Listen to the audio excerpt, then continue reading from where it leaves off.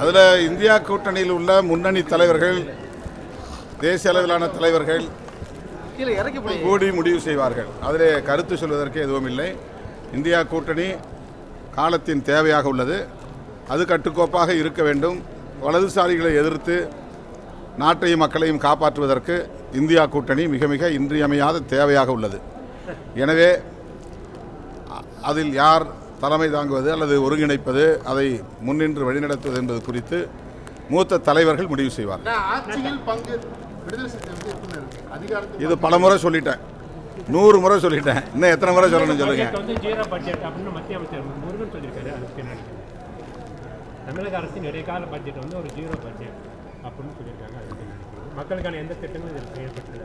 இது இடைக்கால பட்ஜெட்டில் எந்த திட்டத்தையும் அறிவிக்க மாட்டாங்க. புதுசாக இந்த திட்டத்தையும் அறிவிக்கிறது கிடையாது. அது வழக்கமும் இல்லை.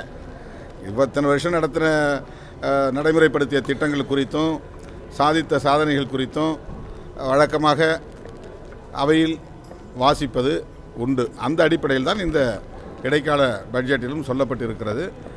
அரசியலுக்காக அவர்கள் அப்படி பேசுகிறார்கள். எப்படியாவது திமுக அரசு மீது மக்களுக்கு ஒரு வெறுப்பு உருவாக வேண்டும் என்பது அவர்களின் ஏக்கமாக இருக்கிறது. ஆனால் அது இங்கு சாத்தியமாகாது என்பது அவர்களுக்கு தெரியாது. ராகுல் காந்தி இந்தியாவிற்கு மிகப்பெரிய ஆபத்தானவர் அப்படின்னு மத்திய அமைச்சர் கிரண் ரிஜிஜு சொல்லியிருக்காங்க. இன்னைக்கு ராகுல் காந்தி இந்தியாவிற்கு மிகப்பெரிய ஆபத்தானவர் அப்படின்னு சொல்லியிருக்காங்க. அதாவது பாரதிய ஜனதா கட்சியும் ஆர்எஸ்எஸும் இந்தியாவுக்கு எவ்வளவு ஆபத்தான சக்தி என்பதை கட்சி சார்பற்ற ஜனநாயக சக்திகள் தொடர்ந்து நாடு முழுக்க உலகம் முழுக்க பேசி வருகிறார்கள். அந்த கட்சியை சார்ந்த ஒருவர் காங்கிரஸ் கட்சியை, அதனுடைய தலைவர் ராகுல் காந்தி அவர்களை ஆபத்தானவர் என்று விமர்சிப்பது நகைச்சுவையாக இருக்கிறது. நீங்களும் ரெக்கமெண்ட் பண்ணுங்க.